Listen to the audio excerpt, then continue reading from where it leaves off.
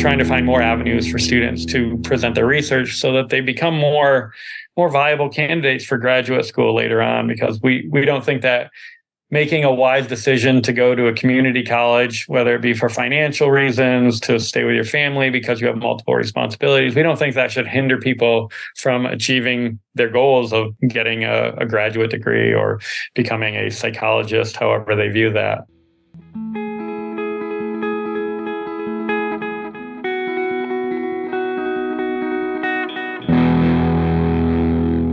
You just heard Todd Joseph from Hillsborough Community College in Tampa, Florida. Garth interviewed Todd for episode 189 of Psych Sessions, Conversations about Teaching and Stuff. Psych Sessions is proud to partner with Macmillan Learning. At Macmillan Learning, psychology content matters, and these days, digital content matters more than ever. Macmillan Learning's Achieve elevates interactive teaching and learning with an extraordinary range of online course content in a powerful yet easy-to-use platform. Interactive ebooks, innovative assessments, engaging videos and activities, helpful instructor resources. Achieve brings it all together and makes it easy for you to find what you need and what you want. See for yourself. Go to macmillanlearning.com/psych sessions for an introductory tour today. Macmillan's Achieve for Psychology, engaging every student, supporting every instructor, setting the new standard for teaching and learning. The Psych Sessions podcast is sponsored by STP. That is the Society for the Teaching of Psychology. That's APA Division 2. You can find them at teachpsych.org. The views or product endorsements expressed do not represent the views, support, or endorsements of STP. Psych Sessions is so grateful to have STP as a long-term supporter. Psych Sessions is sponsored by W.W. Norton. Are you looking for more activities to promote scientific literacy? ZAPS 3.0 interactive labs from W.W. Norton are brief, hands-on activities that invite students to actively participate in the process of psychological research and discovery. Utilizing a consistent 5-part framework and incorporating transparent design principles, students experience classic psychological studies like the Stroop effect, false memory, the serial position effect, signal detection, and more. Once they've completed the experiment, students can compare their data with national data and their own classmates, offering the opportunity for rich in-class or online discussions. Bring the science of psychology to life for your students with ZAPS. For Psych Sessions listeners new to ZAPS, you can try it for free the next time you teach. Just go to siegel.wwnorton.com/Psych Sessions, and the folks at W.W. Norton will even integrate it into your LMS for you. That is Siegel, like the bird, SEAGULL.wwnorton.com/Psych Sessions. Folks, I am so excited to be here today with Todd Allen Joseph. Todd, is that Allen always in your professional title? I use it as often as I can. Yeah, it's not part of my first name, but I like to use my middle name. So yeah, great. Well, it's Todd Allen Joseph. Todd is the division chair of Public, Social, and Behavioral Sciences at Hillsborough Community College. And Todd is the new executive director of Psi Beta. And you are moving into that role from your current role or your past role as National Council President. Is that correct? Yep, that's right. I'm excited about it. It's going to be pretty tough because I'm following Jerry Rudman, who many people know is a great person in the field of teaching of psychology, and he's just done so much and been a great mentor for me. And so I'm really proud and happy to follow him in this position. But I'm excited to continue expanding Psi Beta. That's cool. And I really want to talk through that specifically and how that came about, because I'm sure it's a bunch of your backstory. Todd, it's crazy to me that we've never had a dinner together or something. I know you invited me this last week, but I happened to be across the country, a couple of weeks ago when you were at APA. But our paths have crossed. We've seen each other a lot, but I don't think we've actually had a meaningful conversation. Is that right? Is that so? Yeah. Right? Okay. Yeah, that's true. We see each other and we cross paths and we're in the same talks, but we haven't really had much of a conversation together. Well, that like leads me to a question of, have you been so kind of inside beta that is kind of more of a home, that community, teaching community, than maybe like the STP like community, or how does that work for you? I would say that's probably accurate. I've only really been interested in or getting involved in national teaching of psychology stuff for the past, I don't know, 6, 7, 8 years. I actually had a student. I was a professor of psychology at the community college, and I had a psychology club. And then I had a student who actually said, "Hey, could you be the advisor for our chapter of Psi Beta? Can we start one?" And I said, I'm not really sure what Psi Beta is. And she said, "Well, it's this honor society. Let me show you." And she showed me the website. And I said, "Yeah, as long as I don't really have to do a lot of work, I'd be happy to support you." And then from there, I got involved, and she also, there was an opening for the Southeastern Regional Vice President. She said, "Would it be okay if I nominated you for this?" And I said, "Well, yeah, go right ahead. I don't think there's any chance that I'm going to get voted into the National Council. I've only been an advisor for a couple of years. And luckily enough, nobody else was running for the position, I think. And so I got in on the National Council. And from there, I had a ton of opportunities. And I served on the APA's Committee on Associate and Baccalaureate Education it's a 3-year term. It ended up being 4 years. I agreed to serve an extra year because someone had to leave, and I was lucky enough to be co-chair there. So I've been involved through CABE and through APA, but it's mostly Psi Beta that takes my time and my passion. But I've been a member of STP, and I love STP, and I'm trying to work together more with have Psi Beta and STP and APA and all those groups work together since we're all looking to do the same thing, and encourage students and improve performance. It does seem that there is something happening where those groups are coming together a little bit more. I'm thinking about College Board right now, and APA, and STP. I think politically we see all those groups kind of aligning right now with some stuff that's going on. But I think you're right. We're all doing the same thing, and so it's good that these things wouldn't be done in silos apart from each other either. Right. So I guess that begs the question: how long were you in the teaching of psychology, or how long were you teaching psychology before you heard about Psi Beta? How long was that? Well, I started teaching my own classes as a graduate student, I think, in around 2003. So probably heard about Psi Beta and STP type stuff around 2015 or so. Yeah. So it was a good. I even knew that these resources existed, and that's one of the things that I've been pushing for. It's just, how do we get people to know about STP, about Psi Beta, even Psy-Chi, right? People don't all know about that unless they're in those circles. And so I've been lucky enough to serve this past year on this NSF funded grant program that some other people started, but they're looking to get community college faculty more involved in disciplinary societies. So I think it started with a group of physics faculty and geology, I think, but they reached out to a bunch of other disciplines like psychology. And I've been serving on that, and we've been holding some meetings trying to find out what are the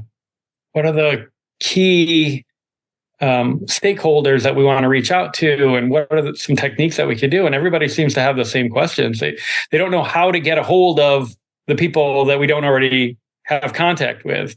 And so if anybody has any ideas out there, let me know, because we really want to reach the people who don't know about us. Yeah. We tend to preach into the choir a lot. Yeah. That's interesting.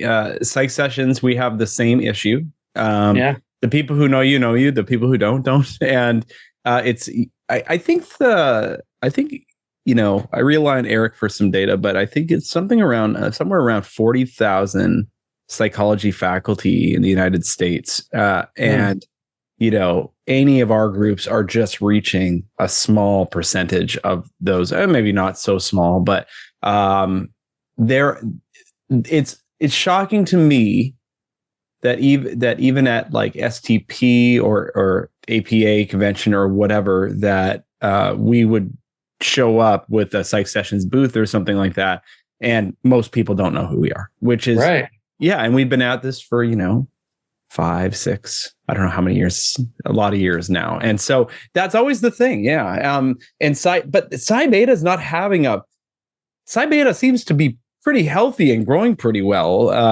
So is that fair to say? I would say, with the caveat that you have to take into account the pandemic. So we had more new members each year right before the pandemic than we do now.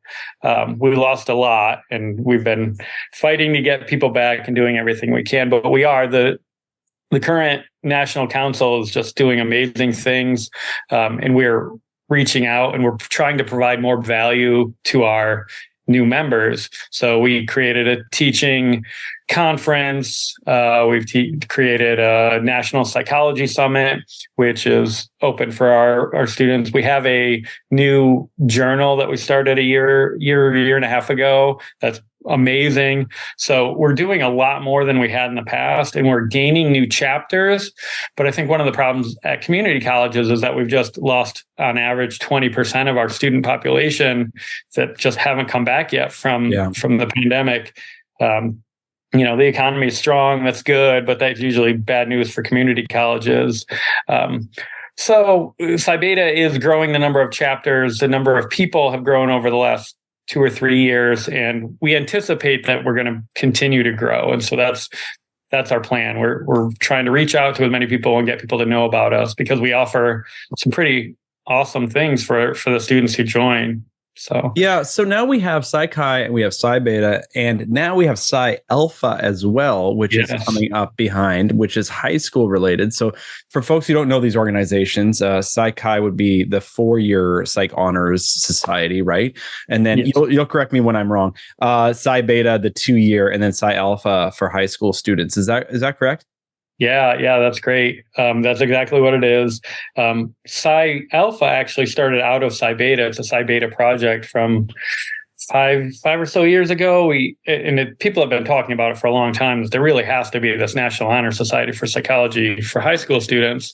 But our national board decided that we were going to do something about it. And so we helped start Psi Alpha, and one of our former regional vice presidents, Brian Gerber, became the executive director, and we shared resources with them. And now they're their own nonprofit international organization, and they're growing by leaps and bounds. They're doing great things. There's a lot of potential out there.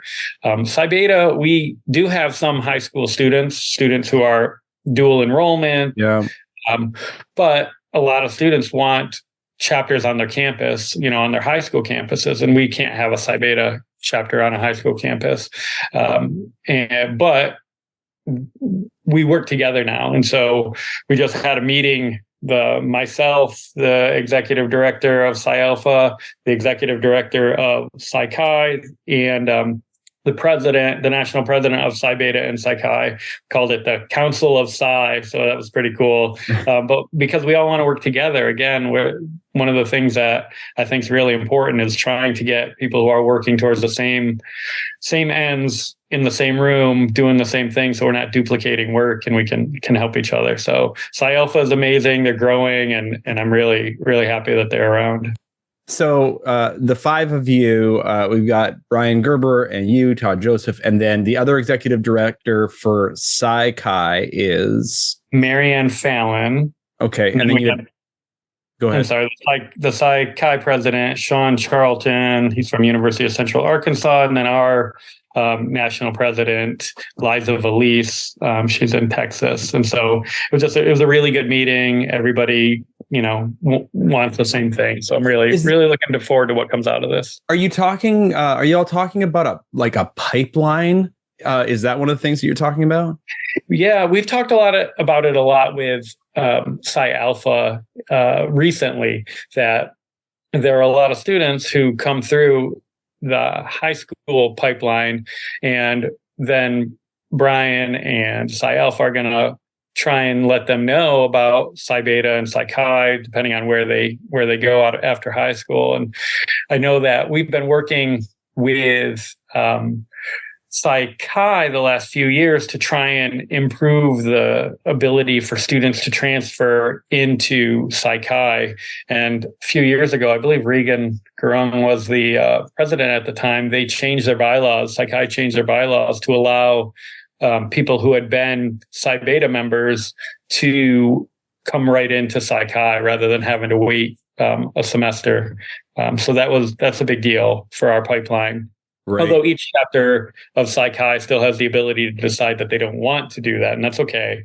But we just like that the national organization had decided, with a vote of its membership, that Psi Beta membership was qualifying in and of itself to be a Psi Chi member. So we're looking to do a similar thing with Psi Alpha. Yeah, removing those barriers is wonderful. So something you said a few minutes ago was interesting to me. When that student came up to you, you didn't know what Psi Beta was. And one of the things you said is, well, it can't take a lot of time. Now, why don't you can you analyze that with me retrospectively? Sure. So at the time I had a toddler and an infant.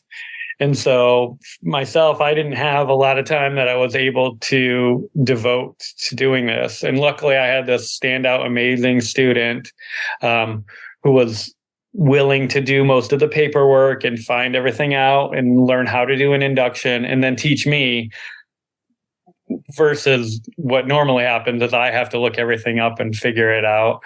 So Chelsea Polcha, thank you. She's amazing. She's the reason that we have a Psi Beta chapter at Hillsborough Community College. Wow. She's the reason I ended up on the National Council. She's the reason that I ended up on CABE. Like everything that I've done professionally since then is a result of that one decision that she made to ask me to be the advisor. And so I think as faculty, we fail to recognize what a big impact our students have on our own lives. I'm pretty proud of what I've been able to do the last few years, and that's because of what she was able to do for me too. So that's great. Yeah, go ahead. Yeah, well, I just I do think about that. I think about barriers for people who are maybe, because you and I are both at community colleges, who maybe are interested in doing something like this.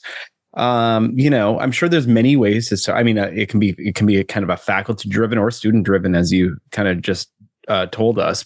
But for faculty who are wondering how much time does this actually take, what do you tell those folks?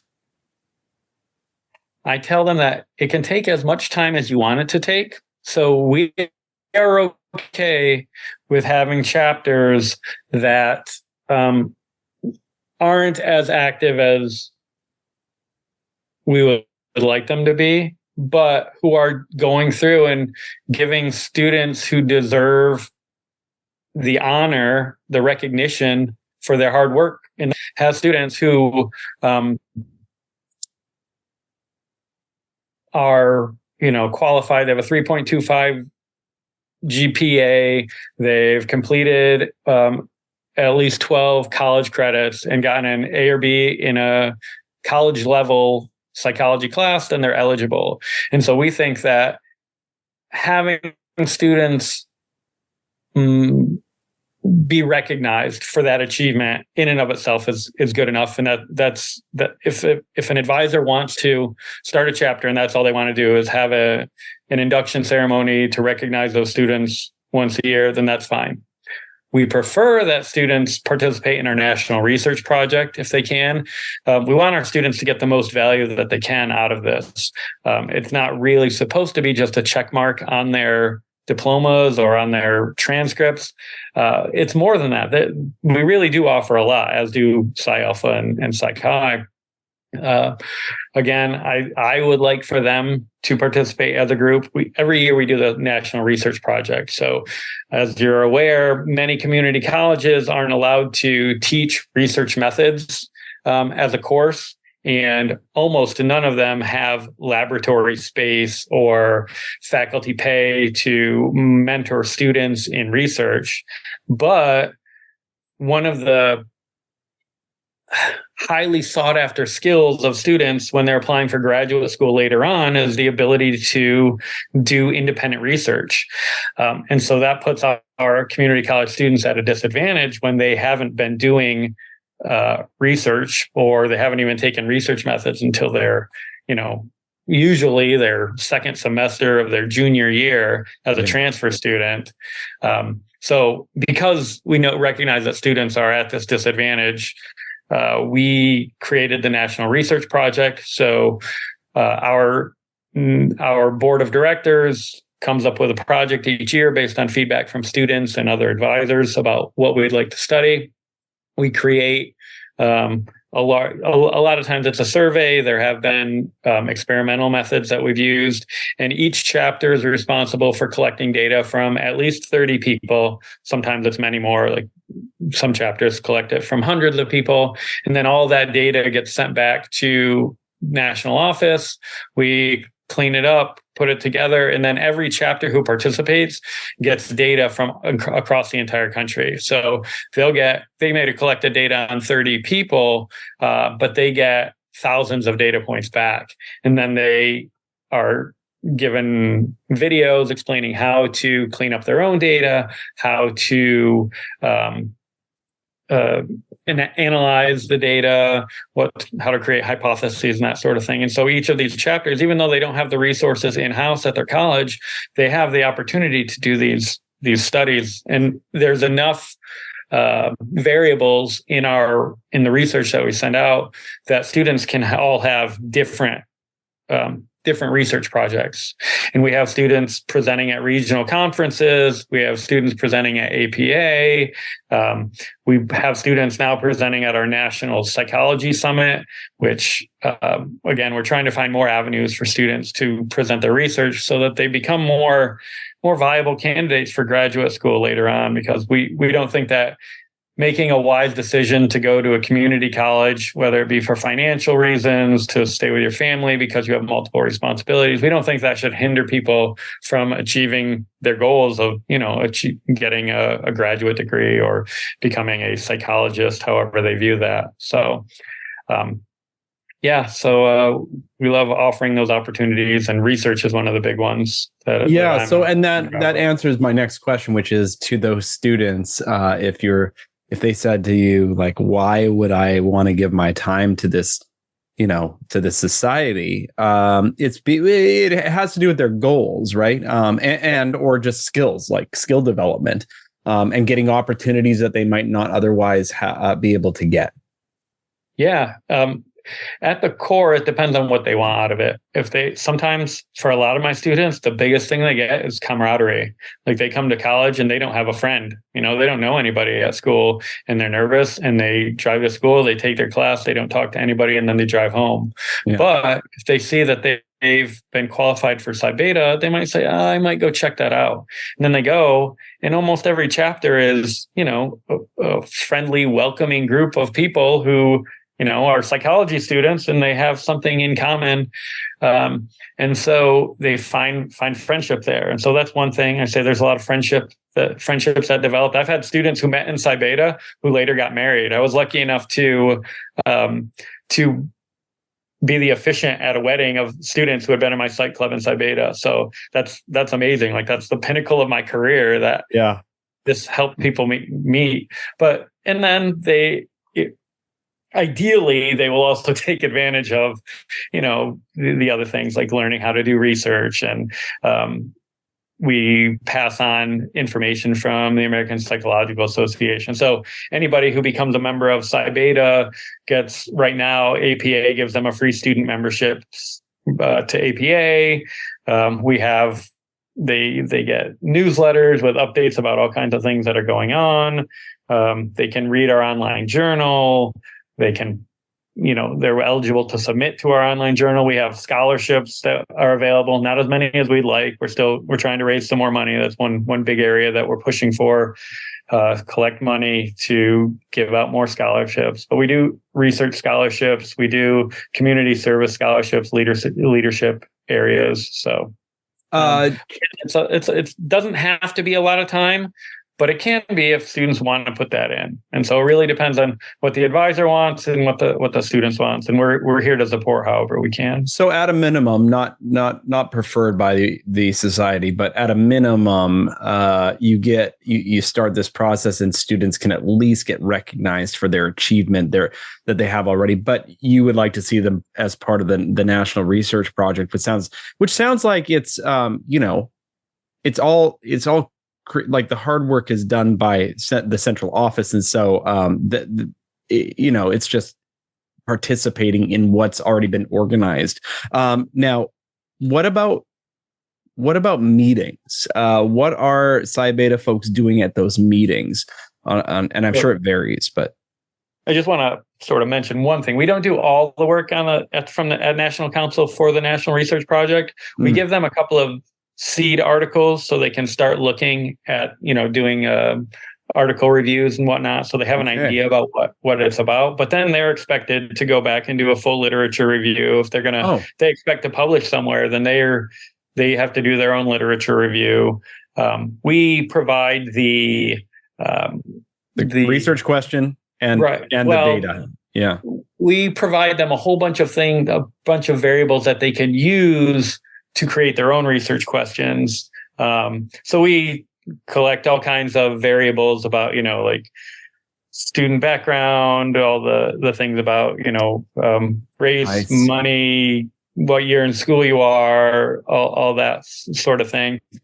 And then we'll have a whole bunch of different research questions. Usually the surveys are 100 to 200 questions across.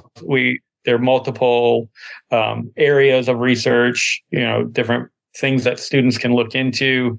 So they really give them an opportunity to do unique research, which is pretty cool. Yeah. And so what was the other part of the question? I'm sorry. I don't know. The other part of the question. No, it's fine because I was misinformed there about it. I didn't quite understand how that worked, but it sounds like it gives students like a unique research opportunity. So that's great. Well, but here's my I guess. It was about meetings. What do meetings look like on campus? Yeah. So over COVID, we had a lot of people who switched to online meetings, and that was really challenging because students didn't really have as much fun doing that. So we're encouraging chapters to go back to in-person meetings, and they really want to go back to in-person meetings. But a typical meeting, each chapter will have their president and vice president and a secretary and a treasurer and whatnot, depending on how their college sets things up for clubs.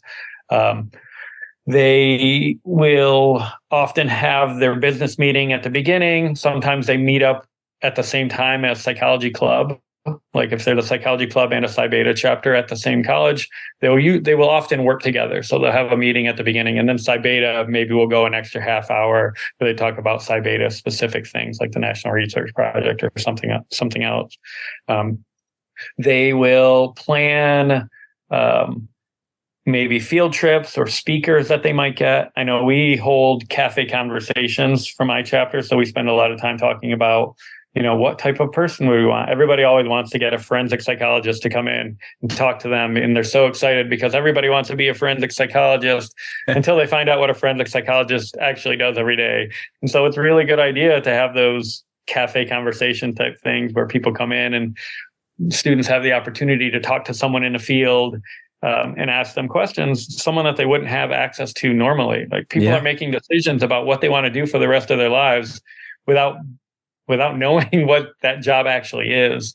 And so we have them come in, we find out what they want to know about, and they talk to us, and we try and find them. We will often have the students reach out to someone. We might give them contact information. We vet people. but we have them do the reach out so that they learn that skill. The soft skills are really well developed, I think. They learn how to run meetings.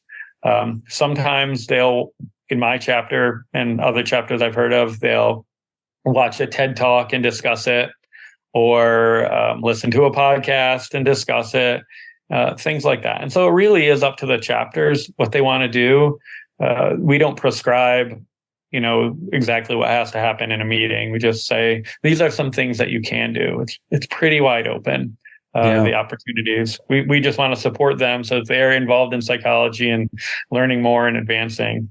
And we'll do what we can to help them. You mentioned that each chapter has a treasurer. So I'm sure the colleges sometimes fund some of those to some extent, but so from a chapter level to a kind of the Psi Beta national level, where do you you collect fees? Where else does your revenue come from? So Psi Beta national, we get almost all of our money is from membership fees. So it's $50 for a lifetime membership. So every chapter usually inducts students each semester. And so then part of that $50 comes to national, and we use that to pay for all our expenses. We have expenses just like every organization. We have to pay for our internet, and we have to pay for, now almost everybody is a volunteer. Our executive director has been volunteer up until now. I get a small stipend to help me support me doing this because it takes a lot of time. Yeah. And then the chapters, they get money through lots of different ways. I know the first time I had a chapter was actually a psychology club, but it follows the same way. The students did bake sales, and they did garage sales, and they did car washes. They did them almost every weekend of the year.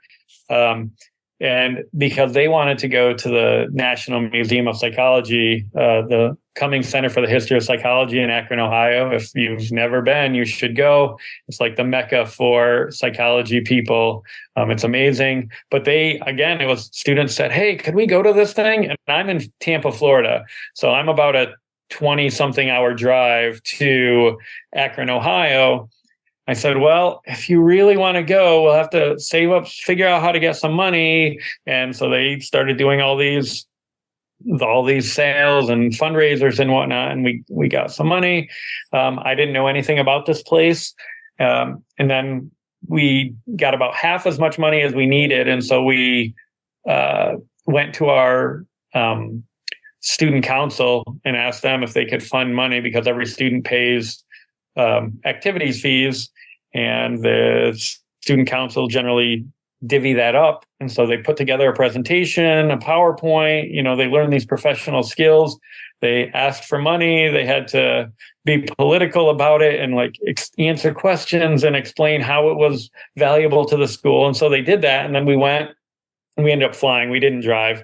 And we have since developed this great relationship with the people at the National Museum of Psychology. And we try to go up every year.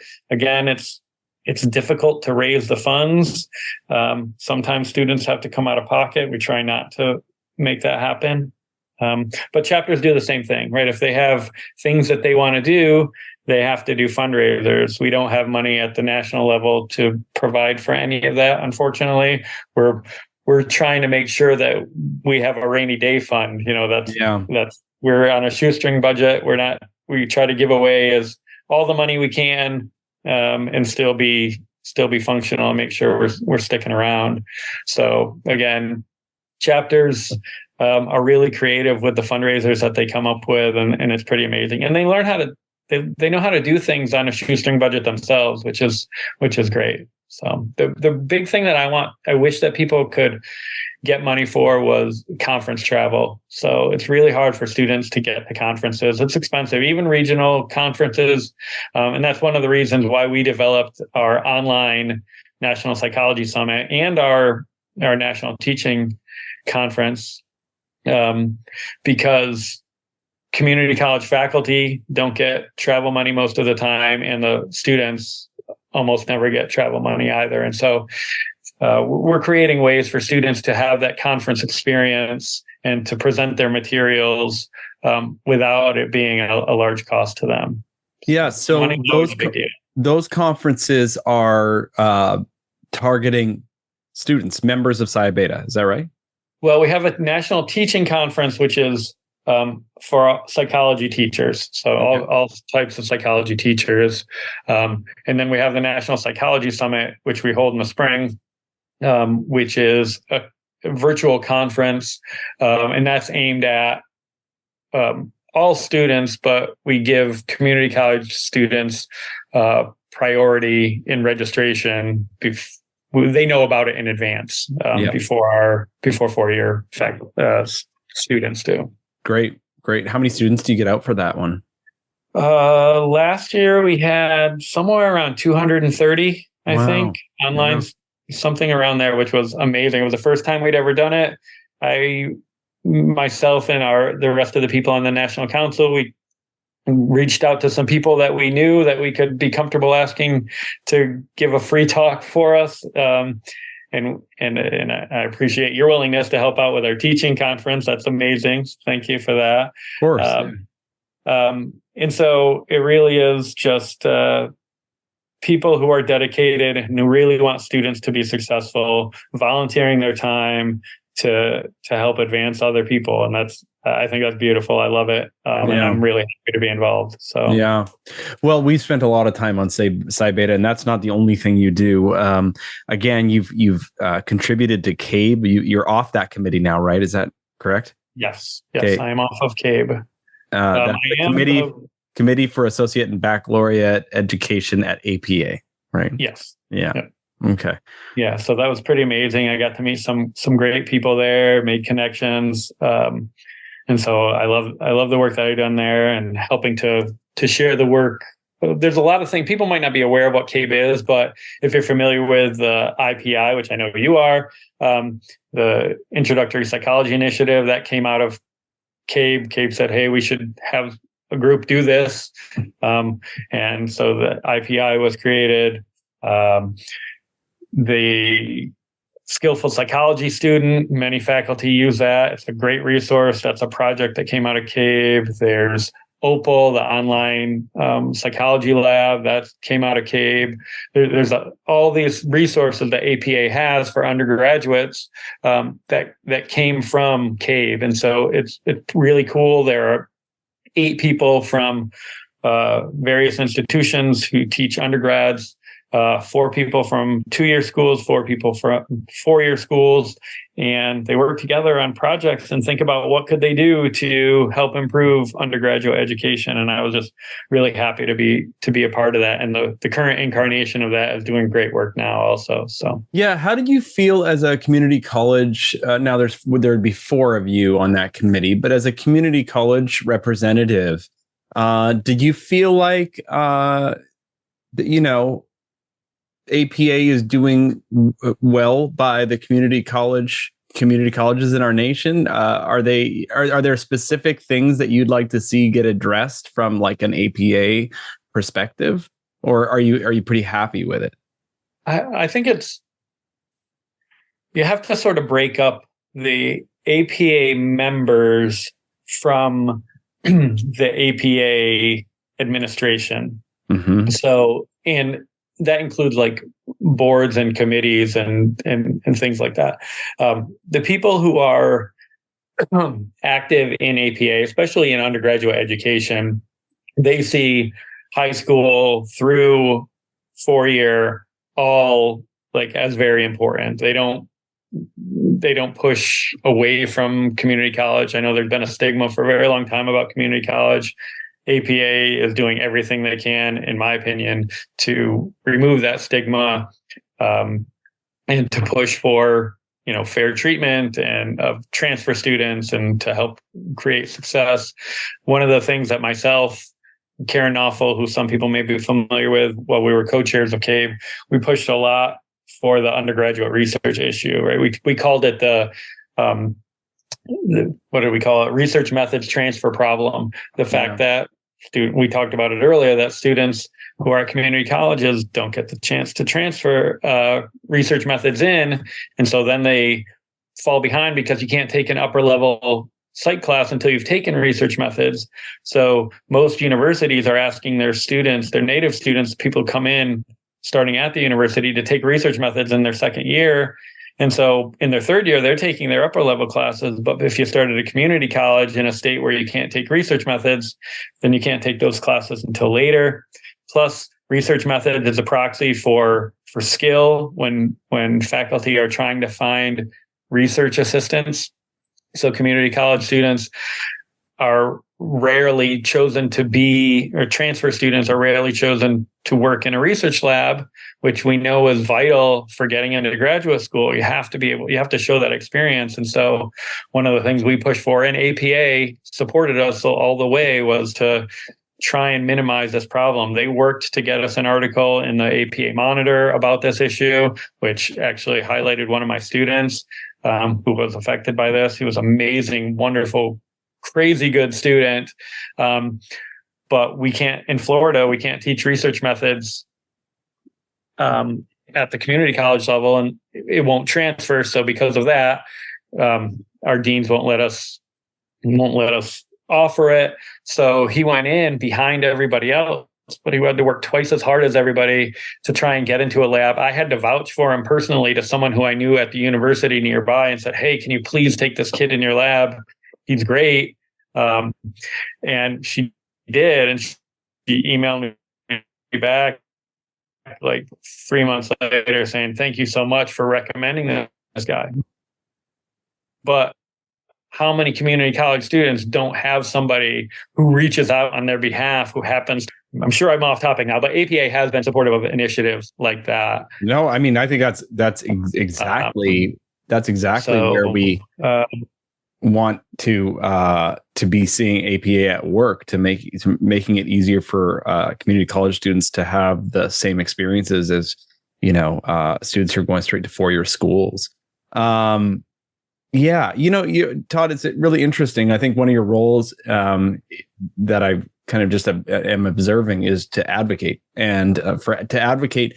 And I know we could be advocating for community colleges in general. One of the things I think that you do, I hear it on a student level, is like you are advocating for the student story.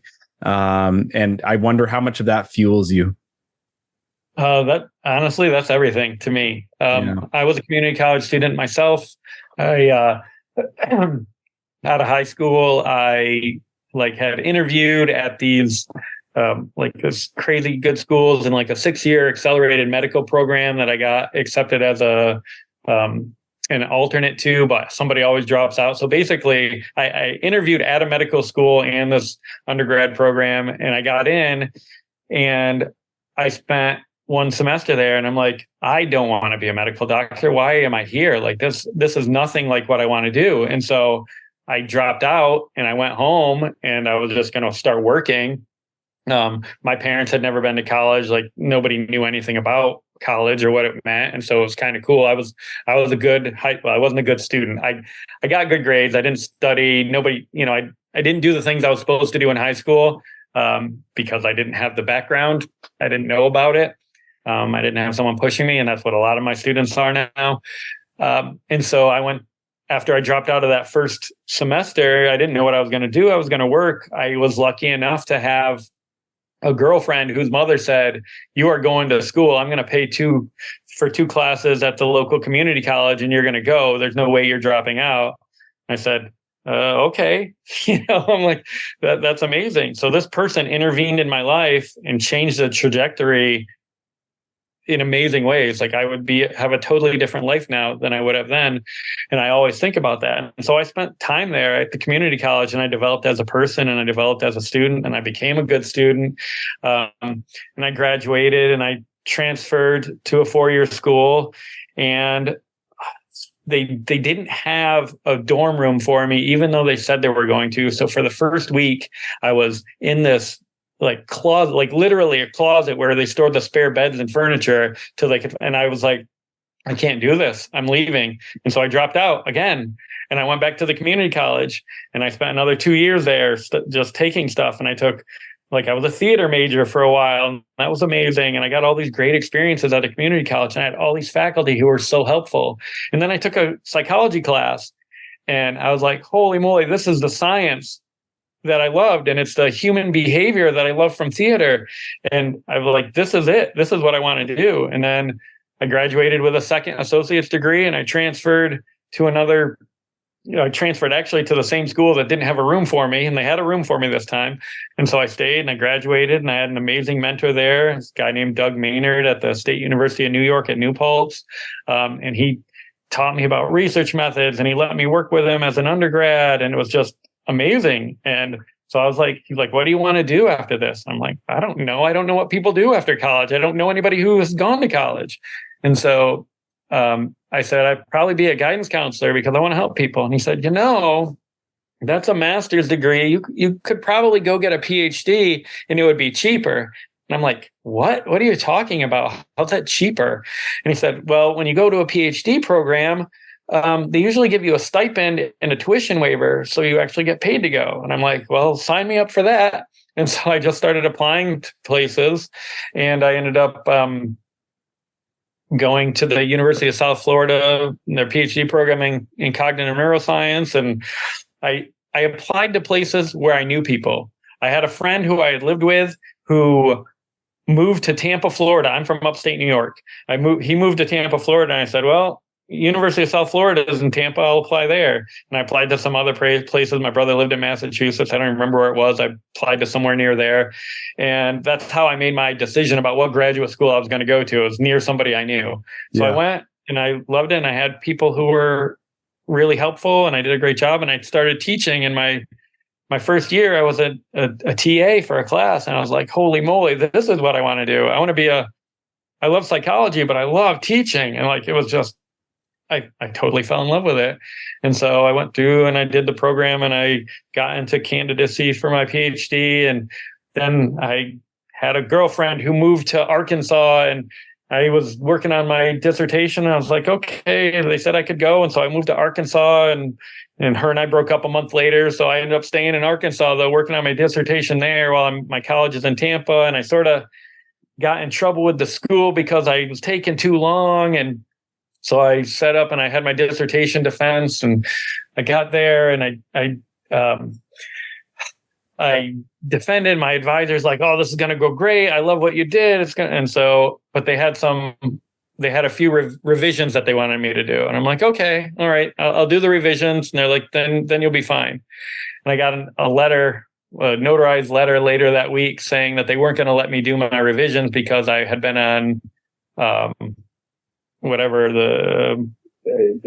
had taken too long and my time was up. And so I went through an entire PhD program with a dissertation defense that only had some minor revisions.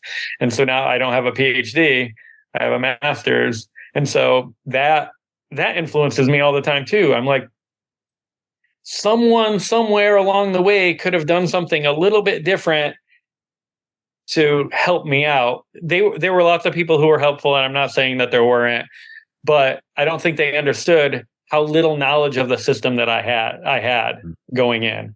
And so everything I do now is driven to help students know what's available to them and help them achieve resources and be the person who they can come to if they have questions. Because I didn't really have that person for a while until I got into my community college. And then there were people all over the place wanting to help. And then again, when I got into my 4-year school. So I know I went a little afield, but that it really does. Guiding students is what drives me. And I think it drives most of us. We are in the amazing position to change the trajectory of not just the individual students' lives, but of their families for generations to come. We are changing that entire line. Someone changed the line of my family. And I'm so honored to have the ability to help nudge the trajectory of other people's lives and their families for generations. And it's just powerful. And people don't really recognize that, I don't think. Yeah. Well, gosh, your story is really interesting. I imagine that you tried to fight that decision and that they dug their heels in. Yeah. Pretty much. I said, what can I do here? And they basically said, and I think I still have the letter. It said, you can withdraw from the program, or you're going to get kicked out, and that'll go on your permanent record after. And I'm like, okay, well, I guess I withdraw then. And I didn't have I had no recourse, or at least I don't know of any recourse. I didn't know of any recourse at the time. Right. I guess part of the problem is that we don't know these systems. I mean, I come from a similar story. Not the specifically, but the first generation didn't know anything, wasn't a good student. Nobody came alongside me and helped me out. Didn't have a good mentor. Until I got to graduate school. And so, it's such and you don't realize it till after the fact, right? You don't know what you don't know. So you're just so naive to it. I talk to students a lot. I do classroom advising. Like, I take time in each of my classes just to talk about this stuff. I share a similar passion as you do, just that my students would at least have the chance for me to preview for them or to hear about it, whatever those next steps are, that these are possibilities, so that they don't have to do it all themselves. So exactly. Yeah. Wow. That's a crazy story. So now you've been teaching for a long time. Are you going to continue to keep your full load at the community college while you're taking on the executive director position? Yeah. So executive director is a part-time position. And again, there's not enough pay to to support an actual, life. But I teach at a community college. Our contractual load is 5 classes in the spring, 5 classes in the fall. I'm the division chair, so I have some pseudo administrative responsibilities, and I get 2 release times. But I teach max overload, so I end up teaching 6 classes plus my two freebies in the spring, and 6 plus 2 freebies in the fall, and then I teach 8 during the summer. So yeah, I teach a full load. So that's more than a full load. Yeah, before I became division chair, it was 24 classes, 24 sections every year. So, but I love students. I love helping them out, and I'd rather that they have me as a teacher than somebody else. So yeah, sure. I love it. Like, it's not bad. It's the best job that you can have, I think. How many students are in your classes? Typically 35. Okay, so not.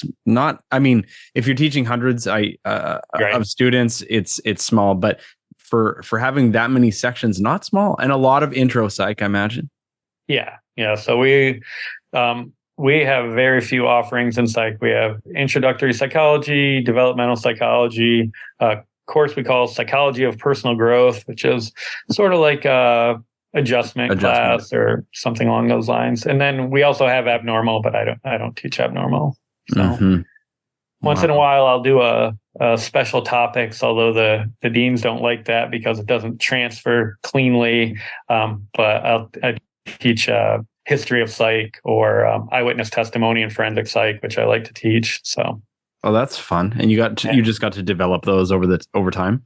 Yeah. Okay. Yeah. So I just I had students who would they'd be in all my classes, and then they were like, and also in the club and Psi Beta. And then they're like, can you teach another class? I'm like, well, we don't have any more. And they said, what about, you talk a lot about eyewitness testimony. Can you do that? I'm like, well, I can probably develop a class on that. Let's see. And the administration let me. So it was pretty cool. It was fun. And then I like history of psych, but it's not within our regular curriculum, and it's usually at the end. So I do a sort of an introduction to history of psych once in a great while. And I love that too. So, and did you start doing that after you went to the Akron Museum? No, actually it was before, which was weird. So before I taught at the community college, I taught at the University of Arkansas, Little Rock for 3 years. And I love that. It was a great school. but I was an adjunct. And again, we all know how adjuncts, you can't live on an adjunct salary. It's very difficult. But I taught there, and one of the class I taught a hybrid undergraduate history of psych class. So I had some students who were graduate students and some students who were undergrads. It wasn't hybrid in the sense we use now. It was hybrid in terms of the makeup of the students. And I loved it. Like they assigned it to me, and I totally fell in love with it. And it was really neat. And there's just so many cool personalities and whatnot in there. And so I think that's one of the reasons why I was so receptive when my students wanted to go to the National Museum of Psychology. So. Wow. That's great. Well, Todd, is there anything else that you want to promote or talk about, or anything else that you want to go out to listeners? And if we've covered all, that's fine, but just wanted to leave that time open for you here at the end. Well, thank you for that. I would like to encourage people to get involved. We're always looking for people to apply to be on the National Council of Psi Beta. It's all volunteers. It's a great opportunity to come up with projects that you want to do, if you think of something. And so you just have to have been an advisor in your region. And then also, I know CABE is always looking for people to apply to be members of that. And again, lots of different working groups. I've been lucky enough to serve on Diane Finley, president of SDP, her community college task force. And we've been doing some really interesting stuff that overlaps with a lot of what we talked about. And so keep an eye out to be involved. And also, if anybody wants to sponsor a scholarship for Psi Beta, let me know. We'll figure it out. We'd love to do that.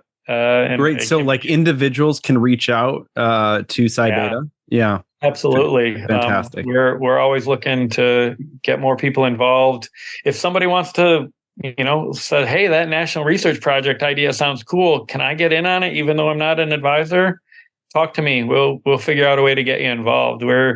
We have 6 to 8 people on our council, depending on what you consider council. And we do everything. And so we're looking to spread the wealth a little and give other people the opportunity to participate in some of our projects. So if anybody's interested in being involved in those things, let me know, and I'll be happy to let you get you involved. Also, the Southeastern Psychological Association, I'm lucky enough to serve as the treasurer secretary of SEPA, and we're meeting in Orlando. People may be aware of the political climate in Florida. And we had recently put out a statement explaining why we're staying in Florida, that we really want to support the people in Florida, and it would be detrimental to the society to sort of cancel a conference. And so there are a lot of people who are in similar situations, a lot of organizations who are, and so we like to advocate for people and help them out. We also have to understand that there are things that are beyond those organizations' control. So we're hoping that people don't avoid going to SEPA because it happens to be in Florida, that we can go and support and create an island of happiness and supportive people for everybody, for those of us who are dealing with things there. Yeah, SEPA is such a strong organization. I trust that its members and folks and students associated in that region will turn up, and that it'll be a successful conference once again. But I understand why they had to put out the statement that they did. It was the right move. I tend to believe that people are going to show up. It's going to be great. Yeah. So anyway, yeah. I don't know when you sleep, man. I thought I was busy, and you got a lot going on. So hey, best wishes to you as you kind of come into this new position, as you sort out what that looks like for for your next few years moving forward. And I'll look forward to, passing you in the hallways of some conference sometime soon. That sounds great. Thank you so much, Garth. I appreciate it. Thanks, Todd. Take good care.